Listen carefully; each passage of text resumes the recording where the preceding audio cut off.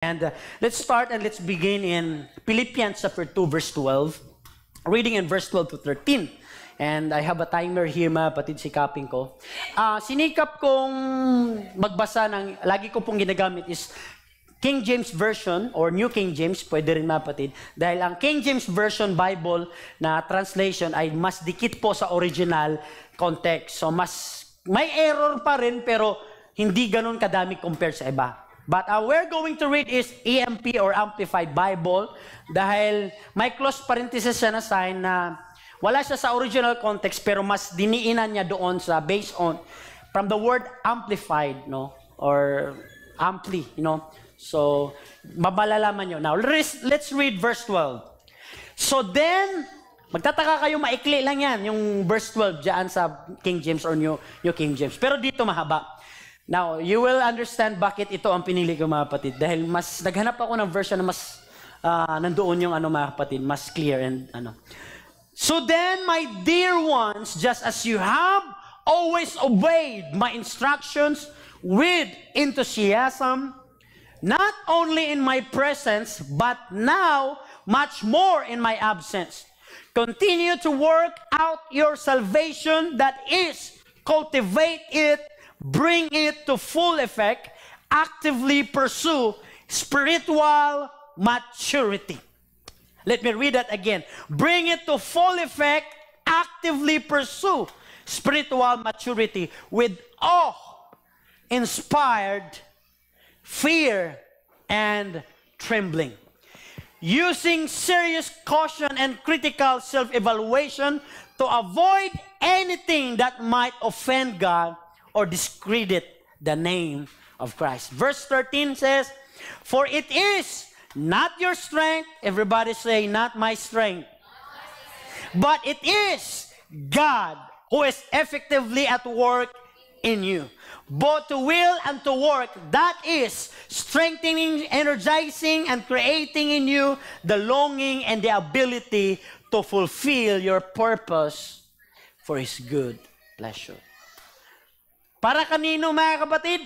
For your purpose and for Him. Because at the end of the day, all the glory belongs to God. Ano mang narating natin, pagpapala, mga kapatid, pag-usapang kabutihan ng Panginoon, Sister Leia, parehas kami nakakarelate sa hospital, mga kapatid. I know, sa iba sa hindi makakarelate, pero pag ikaw nasa hospital, Brother Rodel, no, my Lord, when we talk about the goodness of the Lord, nasa loob-loob mo parang ang sasabog ka, mga kapatid, hindi dahil nag-alala ka. Nung after that, mga kapatid, meron pong kagalakan at kalakasan na mula po sa ating dakilang Panginoon. That's why at the end of the day, all the glory belongs to God.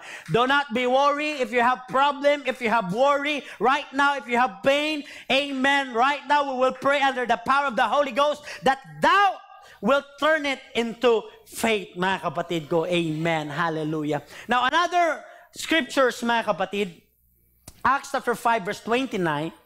Now, we will read New King James Version, mga kapatid. But Peter and the other apostles answered and said, we ought to obey God rather than men.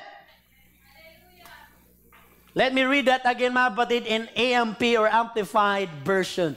Then Peter and the apostles replied, we must obey God rather than men.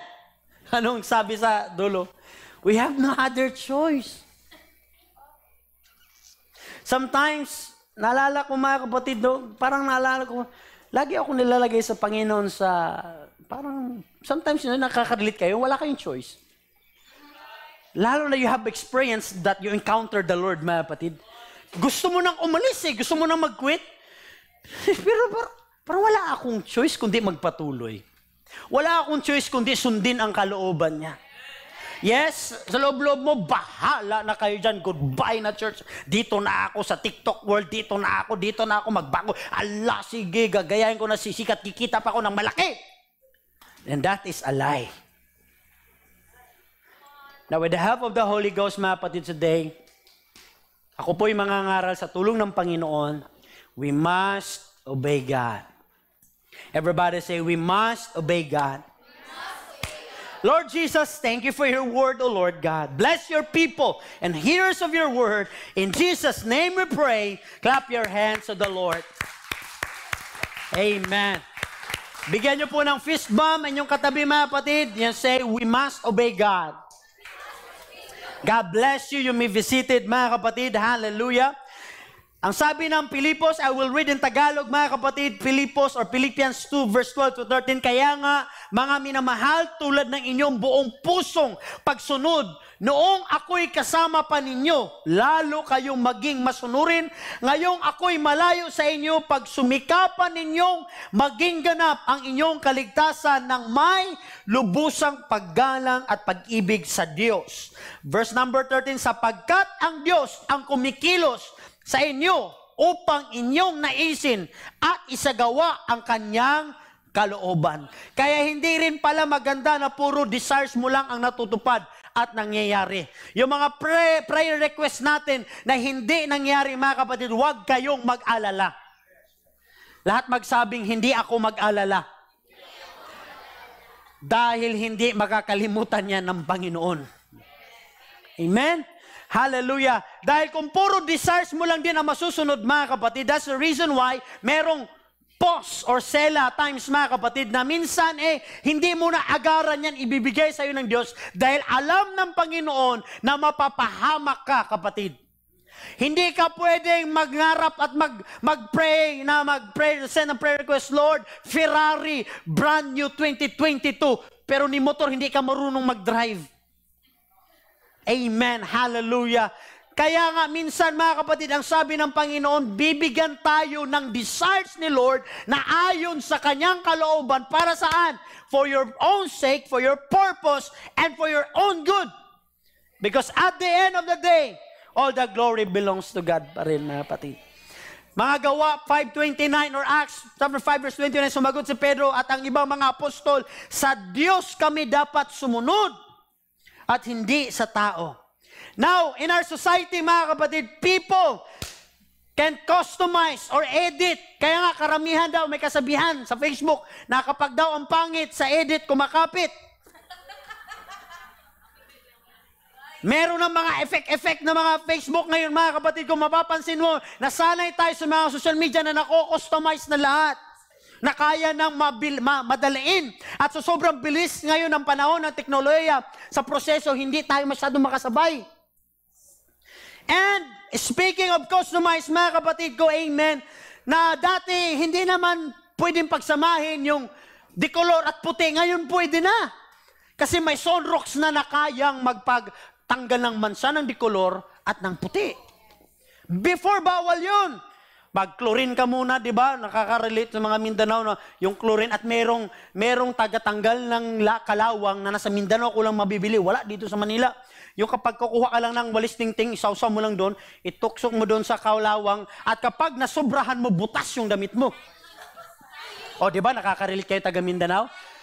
Dati yung chlorine na pupunitin mo pagka mahirapan ka ba kasi madulas ang kamay mo, pag kinagat mo yung chlorine, yung labi mo mamumuti, mga kapatid, kasi di ba, nakaka-relate kayo, mga kapatid, tapos ibubuhos mo pa yan, hala, babad mo muna kunti, hala, mangyayari sa kamay ng mga labada, mahihirapan, mga kapatid. Ngayon, di na. Dahil nako-customize everything was, mga kapatid, nakadaan na sa pagtatagal ng panahon din, mga kapatid. Kumbaga, ang tao, we love to create na customized version na gusto natin. Amen?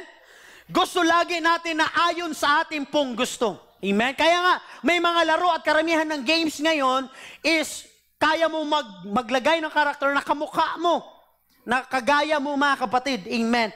And we are also in this world, mga kapatid, or we are now in a society na that will reflect our values and priorities, but in the end up, mga kapatid, hallelujah, ginagawa nating parang short time lang lagi ang ating Panginoon. Parang we create our God, we create our own desires, and gusto natin na si Lord ang sumunod sa atin at hindi tayo ang susunod sa Kanya, mga kapatid. The real God is not being we would invent from our own ideas and wishes na kagaya ng genie kapag ka kiniskis mo ay lalabas at makapag-wish ka na, mga kapatid. Jesus Christ is not a wishing well na kapag bumato ka ng coins, amen, ay tutuparin ang wish mo. Hallelujah. Hindi po ganun ang ating dakilang Panginoon, mga kapatid. Our God is not based on your thinking na hindi siya kinreate base sa iyong ideas, base sa iyong experience, mga kapatid. But God is greater and much greater than that. Let me tell you again, mga kapatid, na ang ating Panginoon ay mas higit at mas dakila pa kaysa sa inaakala mo at iniisip mo, mga kapatid. Dahil ang ating Panginoon ay hindi kagaya na kung ikaw merong limitasyon, pues ang ating Diyos wala pong limitasyon, mga kapatid. Kung ikaw ay nagkakasakit, well, ang ating Panginoon hindi po nagkakasakit. Tayong mga tao, we are bound by time, but your God is not bound by any time. He is limitless, mga kapatid. In other words, He is infinite. He can create anytime from now. Kung ano mang milagro na binibigay sa iyo ng ating Panginoon, that's the reason why we have the word miracles. Hallelujah. There are some things that science and doctors at ano pang matataas na mga posisyon, mga kapatid, na hindi nila kayang sukatin, and even the advanced technology, hindi nila kayang isolve na solution, mga kapatid, makahanap ng, provide ng solution. Why? Because there is, amen, the God in heaven who creates and who will perform miracles even now to our days. At dahil dyan, mga kapatid, tayo po ay Kanyang iniligtas from nothing. We are now, God turned us into something. Everybody say, praise the Lord. Now, if you check, mga kapatid, yourselves, amen, hallelujah, paano ba natin gustuhin or mahalin ang ating dakilang Panginoon? At paano tayo makasunod sa Kanya, mga kapatid? Number one, nawawala na po sa atin, mga kapatid ko, amen. Let's talk about this, mga kapatid. Dahil ito ang nawala sa atin. God deserves your respect and awe. God deserves our respect and awe, mga kapatid. Hallelujah. Dahil nga nasanay na tayo mag-customize ng sarili nating mga bagay at ang mundo, mga kapatid ko, ay lagi tayong mina-mind condition, amen, na para bang nagiging maliit na ang Diyos para sa atin.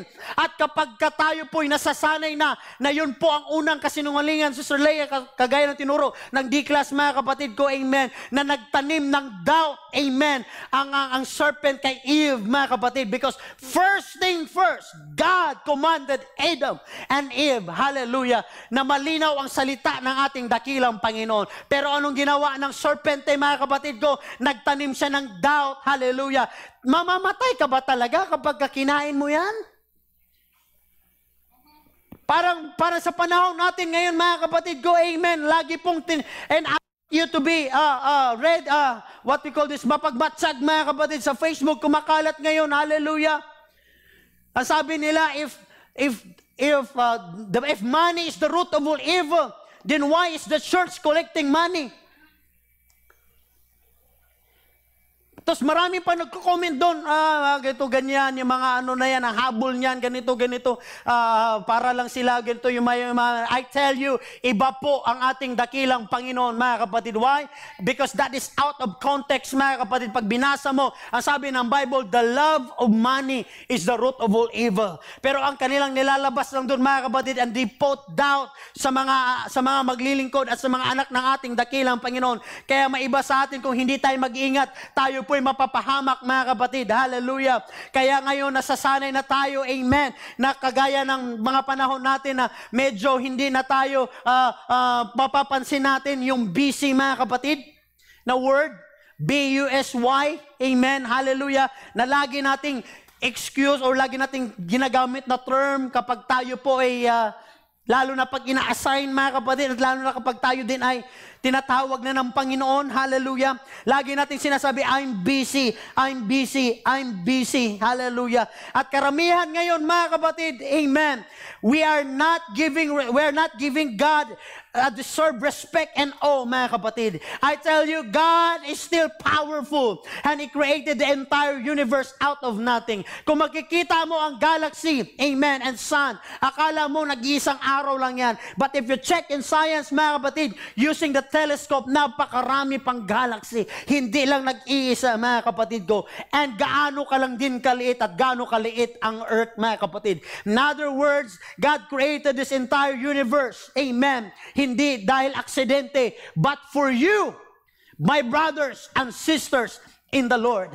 If you check the law of relativity of Einstein, mga kapatid, hindi po wala ang purpose lahat ng kinrate ng ating Panginoon. Dahil base sa kanilang pong pag-aaral, alisin mo ang isang planeta, magkakaroon po ng malaking destruction or effect, mga kapatid. Everything has a purpose. Amen. Kinrate ng Panginoon yan, hindi dahil para siya lang ay mayroong palamuti dyan, kundi dahil para sa iyo, kapatid. Amen. Hinanda niya ang mundo, amen, bago niya kinrate ang tao, hinanda niya ang lagayan mo at kalalagyan mo at iyong kakainin at iyong bibihisin at ang iyong, amen, tirahan. Amen, ganun ka kamahal ng ating dakilang Panginoon. The God who sustains everything in existence is not your personal valid, because God is holy. He is infinitely far above our level of being. Malayo ang ating Diyos sa ating pong iniisip, mga kapatid. Hindi siya dapat ang susunod sa tao, kundi ang tao ang susunod sa Diyos.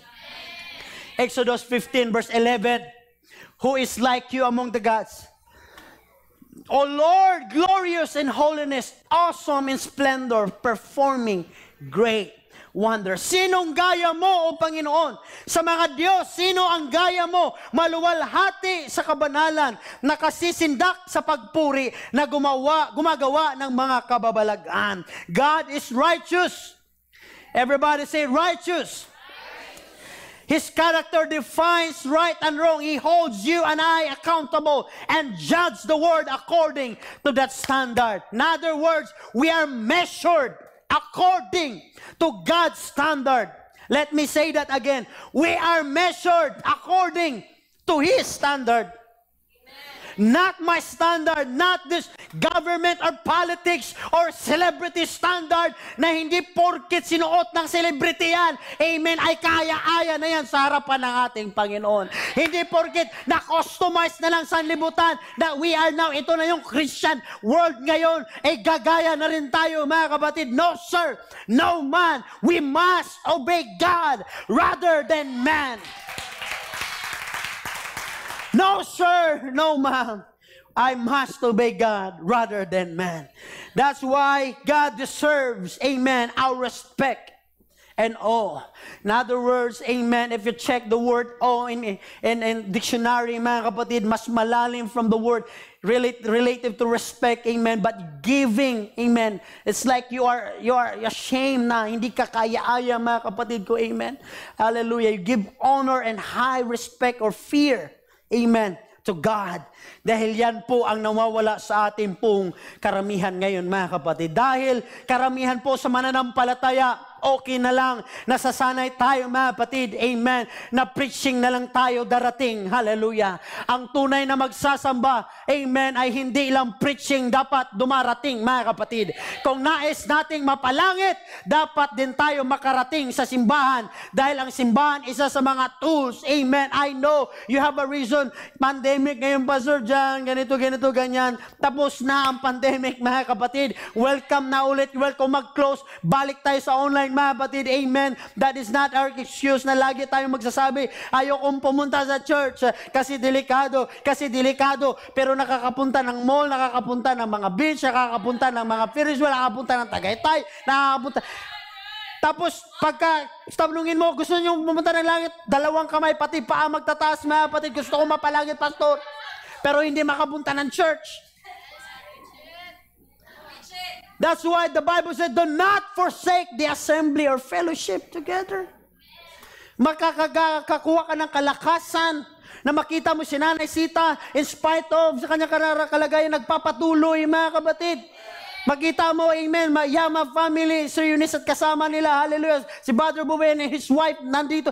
Makikita mo ang kalakasan, mga kapatid. Yung iba nangamatay na, si Brother Jojo Pillay, wala na. Thank God, wala namang sumunod. Amen. Mamimiss natin sila, yung mga namatay, pero ayaw ko silang makita, mga kapatid. Baka gusto nyo makita sila. Pero wag mo na, Lord. Bata pa yung anak ko, Panginoon. Hallelujah. Everybody say, praise the Lord. Praise the Lord. That's why God deserves a certain kind of response. Yung tinatawag ng Bible, fear. Because having the fear of the Lord is having the knowledge or knowing the Lord, mga kapatid. Hindi to refer yung word na fear doon sa mga sa mga takot ka dahil may multo, takot ka dahil siya talaga ang super. No. Meaning to say you have fear, mga kapatid, not depends on your emotion or terror or fright, but it is an underlying attitude toward God, where we approach God His way and not our way. We respect and honor God highly, holding Him in deep awe and esteem. That's why God deserves our respect and awe. Psalms 36 verse 1 to 2. Amen. This is a reminder for us. Sin whispers to the wicked deep within their hearts. They have no fear of God at all. In their blind conceit, they cannot see how wicked they really are. Sabi sa Tagalog, kasalanan ay nangungusap sa puso na masasama. Sa ikabuturan ng puso, doon ito nagwiwika. Tumatanggi sa Diyos at ni takot ito'y wala. Ang palagay sa sarili siya'y isang dakila na ang akala'y hindi batid ni Yahweh ang kanyang sala, kaya't kanyang iniisip hindi siya magdurusa.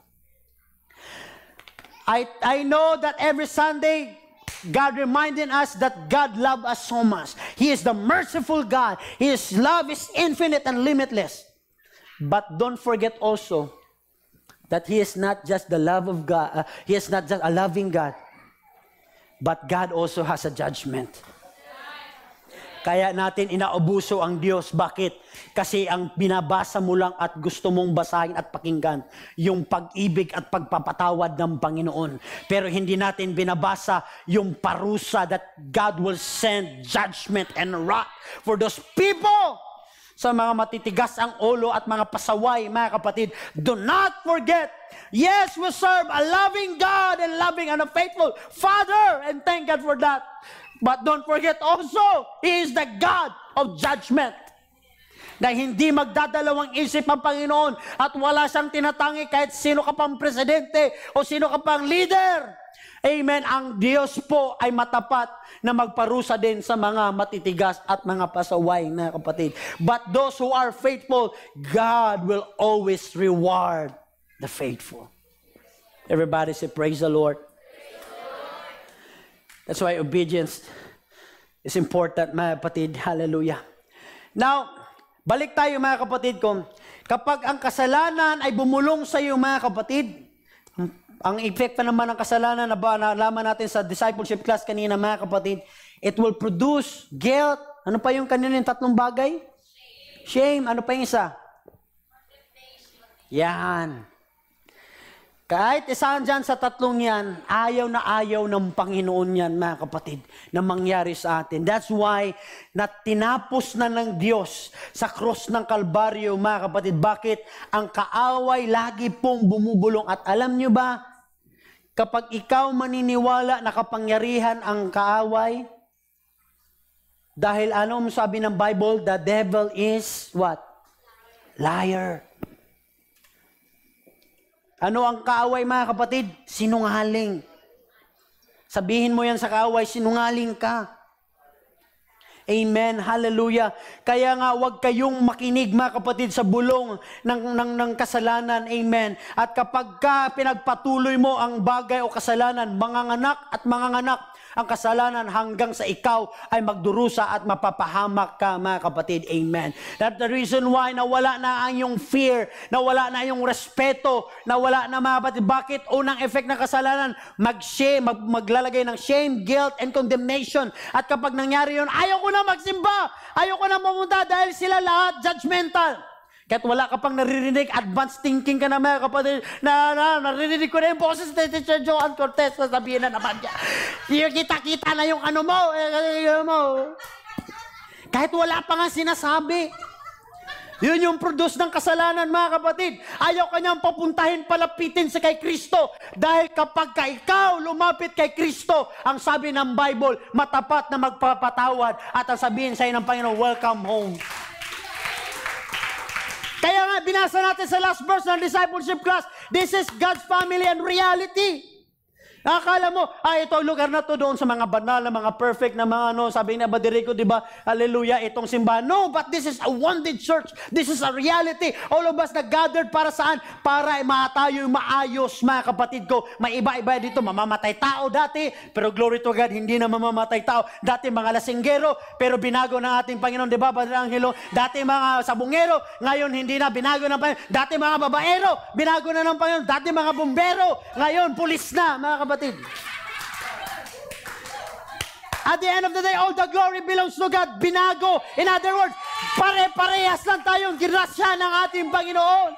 Kaya huwag kang sumuko magsimba. Patuloy lang pumasok sa iglesia, pumalagpak, magpuri, at magsisi. Lumapit sa ating dakilang Panginoon. Come to the Lord. Boldly to the throne of grace. Because Jesus Christ, mo alam, inaantay ka lang ng ating Panginoon. Kaya huwag mong pakinggan ang sabi ng kaaway, mga kapatid. Pakinggan at basahin mo kung ano sinasabi ng Bible at ng Word ni Lord para sa iyo. Next. Now, if you treat God with respect, you will be blessed. The Bible gives us several, napakaraming mga kapatid ko na examples. Amen. If you treat God with honor and respect, first, fear God and leads to wisdom. Sa mga taong seryoso po at totoo po, mga kapatid ko. Amen. Hallelujah. Ano example dyan, mga kapatid? Proverbs 9 verse 10. If you read Proverbs chapter 9 verse 10, fear of the Lord is the foundation of wisdom and knowledge of the Holy One. Result in good judgment. Sa Tagalog, mga kawikaan, Kapitulo 9, versikulo 10, ang paggalang at pagsunod kay Yahweh ay pagsimula ng karunungan at ang pagkikilala sa banal na Diyos ay may dulot na kaalaman. Sinungaling ang sanlibutan. Nung nag-aral tayo, mga kapatid, dati nung hindi pa tayo pinromote ng ating Panginoon, nag-aral tayo, ito ba naman ito masakit talaga sa mga matatalino din minsan. Wala nang respeto, mga kapatid, sa kapwa niya. Hindi lahat. At wala dito yun sa church, mga kapatid. Wala si SOP yun. Karamihan, mga kapatid, kung kailan naman natapos ng abogado, na matalino, sila pa itong hindi marunong rumispeto sa mga kapwa, mga kapatid ko. Amen. Hallelujah. Not all, mga kapatid. Hindi lahat. Pero karamihan, nakilala ko, kala mo sino nang dati naman hindi makapronounce ng S sa R. Nung nakapagtapos na ng college, ayaw na magbisaya, ayaw na magtagalog. I want to order one piece chicken. Huy, Tagalogin mo ko. Huy, hindi ako taga ibang bansa. Parang gusto mo minsan anuhin, mga kapatid. Hallelujah. Naka-iPhone lang, ay hindi na naman sin. Amen. Nung pinromote na, mga kapatid ko, hallelujah, hindi na marunong mga may Badirico. Nakalimutan na natin lahat. Pero meron ngang mga kapatid ko, amen, example, merong isang taga-bundok, siguro, mga uncivilized ba yung tawag doon, Brother Od, tama ba? Wala talagang naalam sa technology, walang ano. Ngayon, dinala sila ng mayaman na businessman sa syudad. Pinahotel sila, mga kapatid ko. First time nila makakita ng elevator. Grabe. Tumatakbo na kwarto. Umaangat. At yung hagdanan doon, tumatakbo, mga kapatid. Hallelujah. Nakikita nila. Amen. Totoo kaya yan. Try nyo dalhin yung mga talagang hindi pa nakababa ng syudad. At ito ang matindi.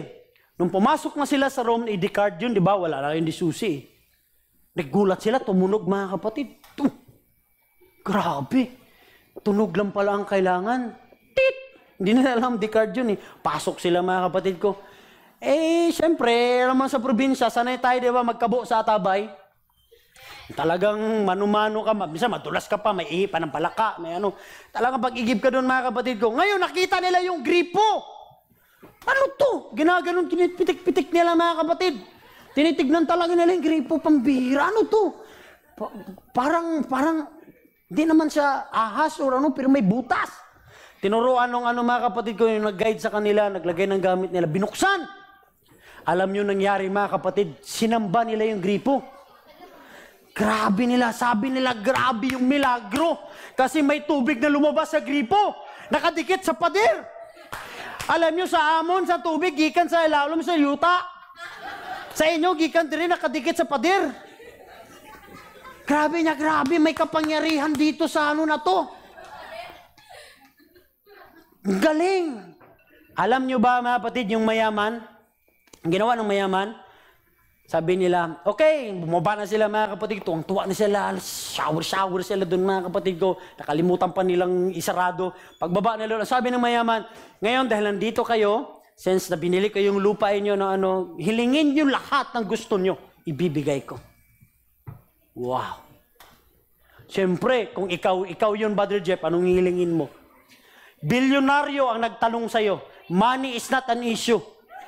Ano ang hihilingin mo? Sa'yo, Sister Sweet.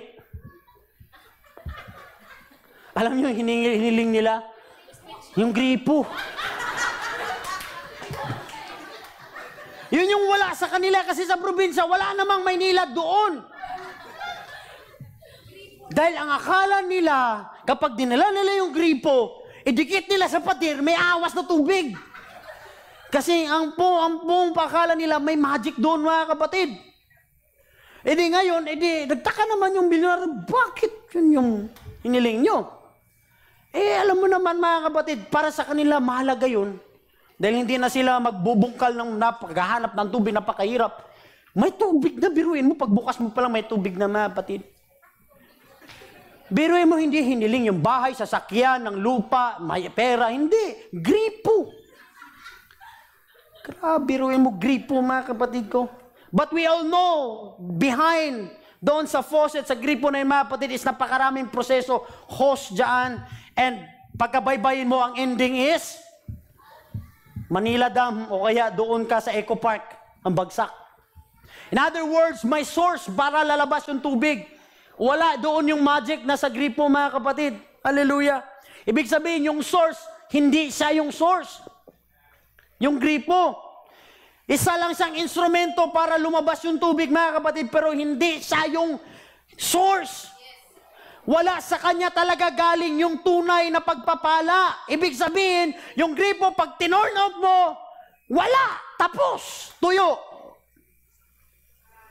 Ganon din tayo minsan ng tao, mga kapatid. Minsan, nakatikim ng tayo ng kunting pagpapala, hindi na tayo nagsisimba. Akala natin parang malaki na nakatikim ng tayo ng 50,000 sahod, mga kapatid. Hindi na tayo marunong rumespeto sa Panginoon. Parang akala natin nababayaran na ang pastor, nababayaran na ang word ni God. Gusto ko na pastor, amen, what we call this, maggupit ako kagaya ni Sara Duterte. Uso ngayon, pastor. Gusto ko yung dito, walang buhok, dito lang matira. Dahil yan ang uso ngayon, pastor. Amen. Akala natin, mga kapatid, tayo na yung source kasi nga, pinagpala tayo ng Panginoon. Binihisan tayo ng Panginoon. Amen. Nakalimutan na natin, mga kapatid ko, na hindi tayo ang source. Kaya anong nangyari kay Lucifer, mga kapatid? Akala niya sa kanya na lahat ng glory kasi nga yung liwanag ng Panginoon, yung glory niya, wala ni anghel makakaya makakita doon, mga kapatid. Amen. Nagre-reflect kay Lucifer yung liwanag, kaya sa akala niya sinasamba siya ng tao doon. Anong nangyari? Pride. Ganyan ang mangyayari sa tao kapag may pagpapala na. Hindi na marunong rumespeto sa leaders, sa youth president, sa LM, sa tatay. Amen. Bakit? Bakit magsisimba dyan? Susunod sa iyo, hindi ka man kumikita ng 500,000 a week.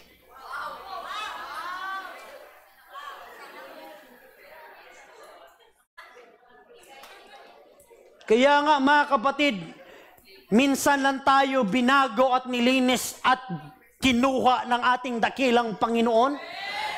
Tandaan natin na kailanman hindi ka magiging Diyos. At ang Diyos, kapag walang tao, mananatiling Diyos. Pero pag ang tao walang Diyos, wala kang kwenta. Baliwala ang buhay mo. Mapapahamak ka at hindi mo malalaman, mamamatay ka. Ano ang pinakamasakit? Ang sabi ng mga kapatid na isa sa mga author, isa sa pinakamasaklap ng tao mamatay na hindi man lang niya nalaman kung ano ang purpose niya. Anong silbi ng salapi? Anong silbi, mga kapatid ko, ng kayamanan, ng bahay, ng sasakyan, ng ano pang kahit pa ikaw na may pinakamagandang asawa, 1,000,000 ang asawa mo. Anong silbi niyan, mga kapatid? Amen. That's why we should learn, amen, from lessons from the life of Solomon and David and other characters of the Bible and Moses. Amen. Yes, they fail, but they understood, mga kapatid. That's why they always go back, amen, sa ating dakilang Panginoon. Dahil alam nila, God is the source of everything. Hallelujah. Si Lord pa rin ang source ng lahat, ng kalakasan mo, ng pagpapala mo, ng wisdom, ng knowledge, ng lahat ng bagay dito sa mundo. Kailanman hindi ikaw ang Diyos. Pasalamat ka, pinagpala at pinurbaydan ka ng Panginoon. Kaya nga sabi ng Bible, we love to read Chronicles 7:14. But if you read next verse, if I shut up heaven, si Lord pa rin. Your increase, your promotion, your answered prayer, si Lord din ang dahilan kung bakit hindi kanya pinagpapala. Bakit?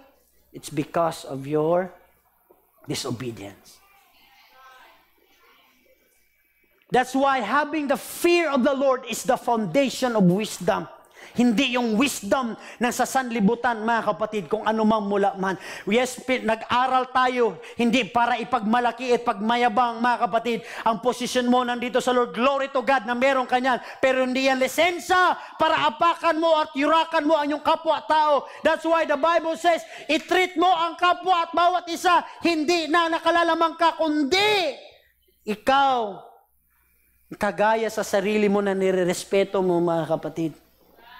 Lalo na ngayon sa election, we lost our respect to our brothers and sisters.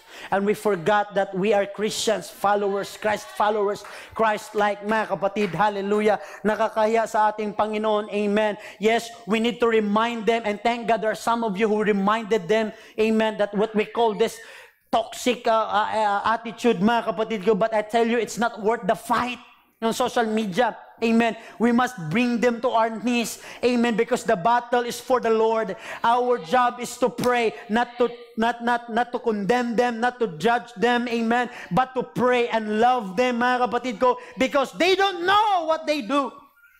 That's why sa panahon na darating yan, God will provide wisdom and knowledge, mga kapatid. Nakakapuno na kasi pastor dyan. Ikaw lang ba? Ako din. Hallelujah. Sarap replyan talaga. Naku, pagkabubo naman talaga, bubo.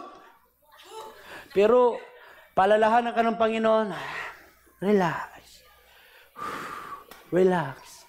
Kaya, alam mo, hindi tayo mababackslide, hindi tayo. Alam mo kung saan tayo matitisod? Sa social media. Nakakademonyo tong social media, mga kapatid. Hey! Hallelujah! Pupuntay dyan, mga kapatid. That's why, fear of God is a fountain of life. Lahat masabing fountain of life. Whew.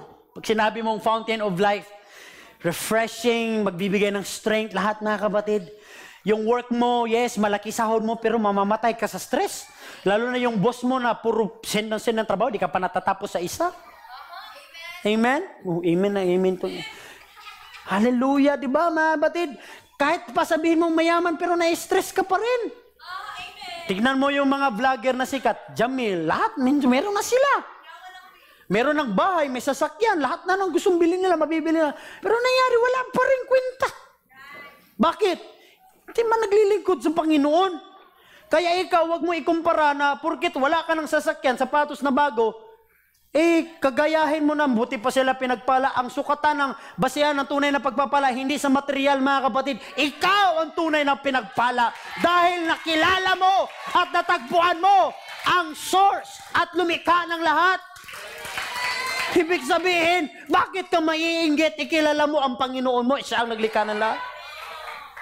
Kung iwanan mo ko, magpo-provide si Lord ng mas gwapo sa iyo.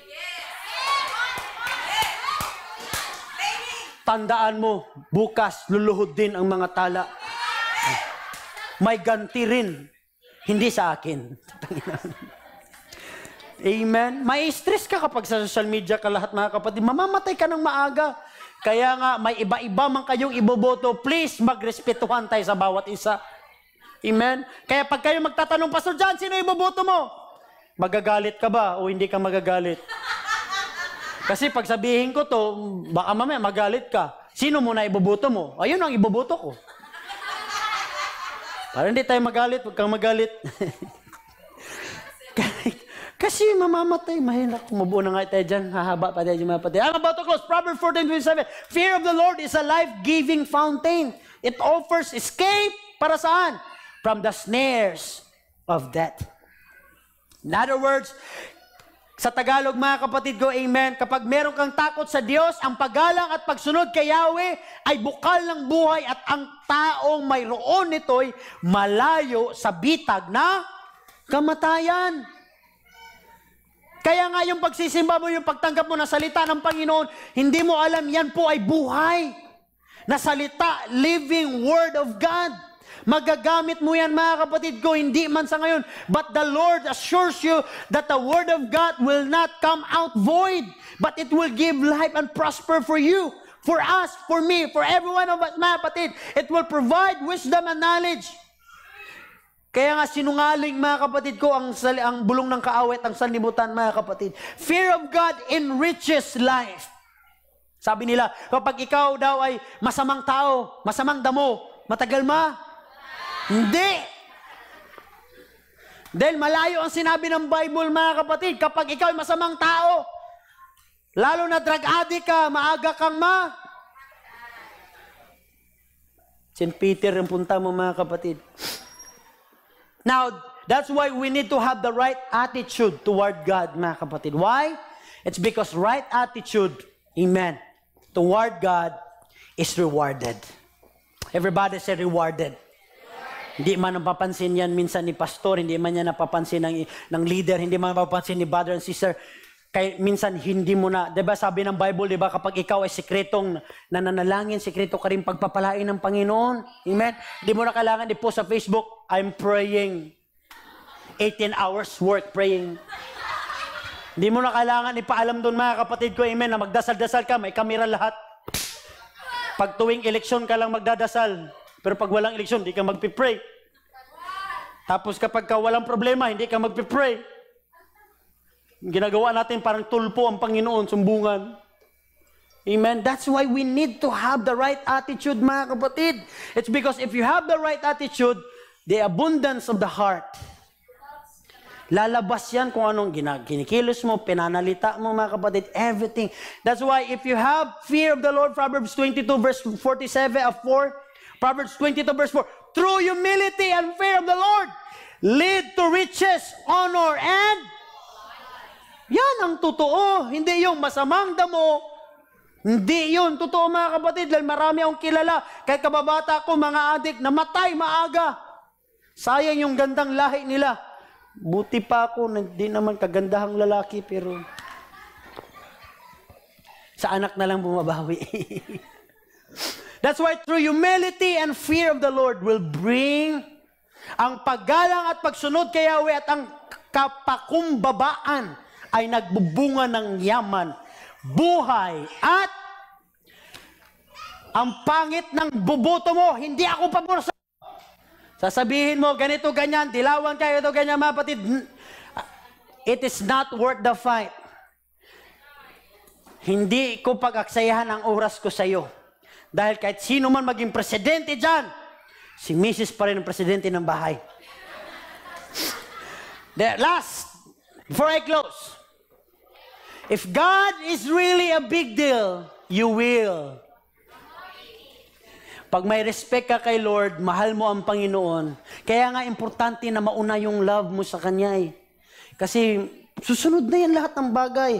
Right attitude, that's why seek ye first the kingdom of God and His righteousness, and all these things shall be added unto you. Right attitude, sound mind, peace of mind. Kahit na magkagulo sila dyan, peace of mind. Kahit walang tubig, okay lang, sanay ako, pastor, peace of mind. Kahit walang ulam, sige lang. Pero pag umabot na ng 5 days walang ulam, lipad ang kaldero.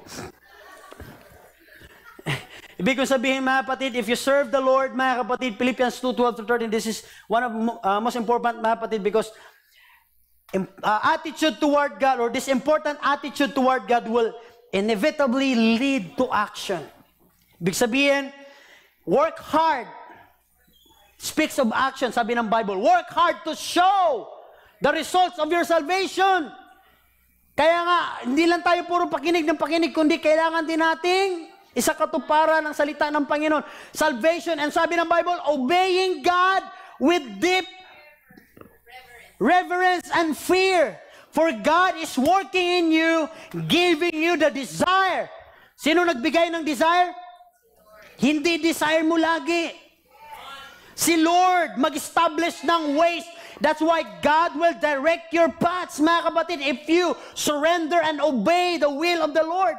That's why yung binigay ko katil na Will of God series, mga kapatid, napakaganda nun. You will understood properly, mga kapatid ko. Hallelujah, yung part na lalo na yung lesson 3. I'm excited, mga kapatid, mamaya. Bakit?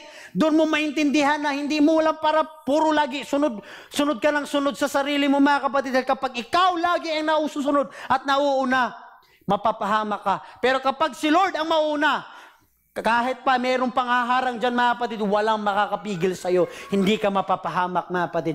Giving you the desire and power to do what pleases Him. Kaya nga, mga minamahal, tulad ng inyong buong pusong pagsunod, noong ako'y kasama pa ninyo, lalo kayong maging masunurin. Ngayong ako'y malayo sa inyo. Pag sumikapan ninyong maging ganap ang inyong kaligtasan ng may lubusang paggalang at pag-ibig sa Diyos. Sapagkat ang Diyos ang kumikilos sa inyo upang inyong naisin at isagawa ang kanyang kalooban. That's why if we are Christ followers, the results will show. Let me say that again. If you are Christian, the result will show. The result will show. Lalabas at makikita yan ng kapitbahay mo, ng kamag-anak mo, mga kapatid, and you will want to do whatever God says, because the kind of God who deserves our honor and esteem also deserves our obedience. The real God has every right to call the shots. Hindi yung lagi ikaw magdi-decide, mga kapatid. Amen. You need first to pray and inquire the Lord and ask the Lord, because the good news is that God is at work in His people. He gave us desire to honor Him and the power to put that into practice. Because at the end, the real God is not one who is made to reflect our priorities and values. He is as He is.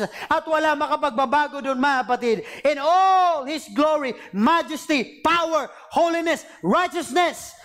Because this God, or our God, or your God, is worthy of our deepest awe and highest respect, as well as our obedience.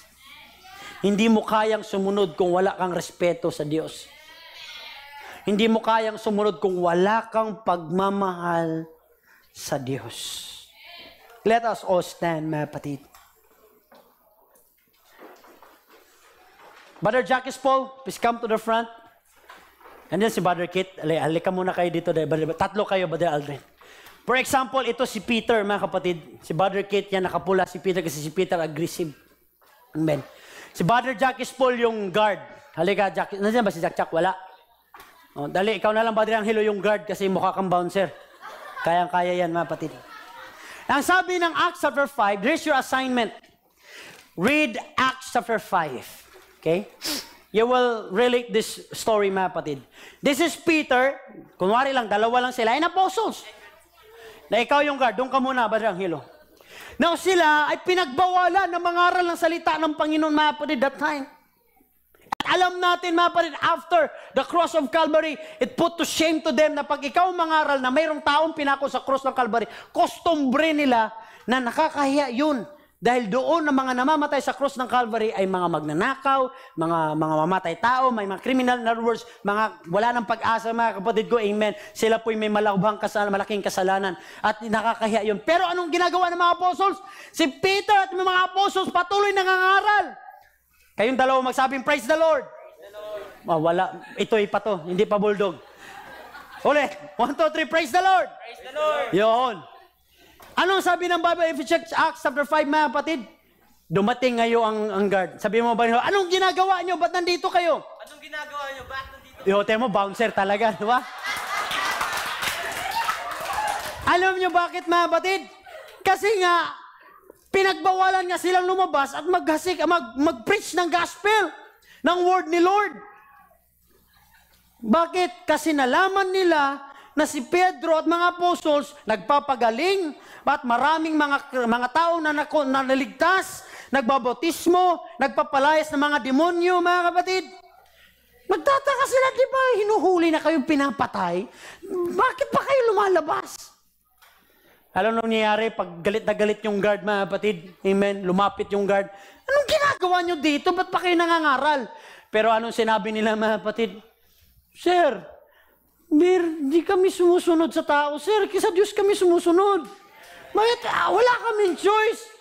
I-check mo yung Acts chapter 5. Nung sila po'y nawala, sinunod nila yung tao, nagstay lang sila, mga kapatid. Anong sabi ng Acts chapter 5? Lumabas yung anghel. Yung anghel lumabas. Hoy, kayo, mga apostles, pumunta kayo doon, mangaral kayo ng salita ng Panginoon, magdala kayo ng bagong balita doon, lahat ng mga pilay, lahat ng may karamdaman, lahat ng in other words, mga kapatid, amen, sila po, amen, ay inatasan ng Panginoon nung sa panahon na sinabi ng Lord kay Peter, Peter, upon this rock I will build my church, and I've given the gates of shall not, and will not, and should not prevail against the church, because they are the church of the living God. Dahil kung sinabi ng Panginoon na ang church building lang, ang building mawawala, mawawasak at makukulong. Pero kahit itong mga to, amen, pagbawalan magsimba ang church, magsasamba pa rin sa bahay, mga kapatid. Dapat tayo kahit ma-lockdown, kahit walang simba, magsasamba pa rin tayo sa bahay, kahit hindi pa Sunday, mga kapatid. You have a time to read the Word and pray and talk to God, mga kapatid. If you want to see and experience that God will speak to you, that the angels of the Lord will visit you, then you need to be connected to Him. Anong sabi? Hinatak sila ng angels. Pinakawalan sila ng angels, mga kapatid. Ang sabi ni Peter, nung tinanong sila ng guard, ng mukhang bouncer, mga kapatid ko, ng mga club na ang lalaki ng katawan, ang sabi nila, we must obey God rather than man. Dahil ang sabi ng Bible, if you check Acts 5 verse 29, mga kapatid, amen, pagbasahin mo pababa, walang nagawa ang mga sundalo at mga nagpumipigil sa kanila. Anong sinabi ng Bible? Pinakawalan sila dahil hindi nila kayang pigilan. Amen. Ang mga lingkod ng Diyos na nangangaral. Bakit? The more they are being afflicted, the more they are multiplied. The more silang mas lalong dumarami. Kaya sabi ng Bible, the Lord added to them daily. Kaya nga sa church ng SOP, kung kayo pinagbawalan na magsamba, hindi nyo ba alam na umulit at mas malala pa nga yung panahon natin ngayon, mga kapatid? If you're not careful, you as the church of the living God, pinipigilan ka, pinapatigil ka, ayaw ng kaaway sa iyo na magsamba sa Kanya, ayaw ng otoridad sa iyo, mga kapatid. I'm not speaking, amen, hallelujah, na ikaw ay hindi nasusunod at lalabag ka na sa government. No, I'm not speaking to that. But, if your salvation is at stake, mga kapatid, kapag ka talagang na sa kaligtasan mo ay naharangan at kalooban ng Panginoon, I tell you, manatili ka lang sa kalooban at pagsunod kay Lord. Bakit? Si Lord ang backup mo. If God is for us, then who can be against us? Walang nagawa ang mga bouncer na kahit sing laki na katawan, kahit sino pang mga otoridad, kahit sino pang mga priest, kahit sino pang amen. Why? Kapag ka si Lord ang kasama mo, Emmanuel, if God is with us, then who can be against us? Kaya nga sabihin mo, amen, hallelujah, sa problema mo, sa sinampay mo, sa labahan mo, sa Bombay, sa Meralco, sa tubig, hindi ako susunod sa'yo, magsasamba ako. Dahil pagkasunod ka lang ng sunod doon, mga kapatid, maapektuhan ang kaligtasan mo. Pag lagi na, sir, kailangan mo kong bigyan ng day off. Bakit? Mamamatay ako. Anong mamamatay ka? Yung kaligtasan ng spiritual ko, kasi ang sabi ng kaaway, hindi ka naman talaga mamamatay eh. Pero in reality, patay ang kaligtasan spiritual life mo. Putol. Kapag umistop na ang blessing, wala kang magagawa. Anong use ng trabaho, mga kapatid, kung hindi ka naman mapalangit? Anong use ng pera? Lahat kung ikaw may papahamak. Remember this, mga kapatid, if you disobey God, He is not only the loving Father, but God will also, He is the God of judge and justice. Kaya nga, pag muling pagbabalik ng Panginoon, hindi na tubig ang dala. Kaya pinapangaral, pasalamat tayo, may mga ngaral, may mga preacher na magpaalala sa atin. Bakit? Sa pagbabalik muli ng Panginoon, apoy ang dadalhin ng Panginoon, hindi na tubig, mga kapatid.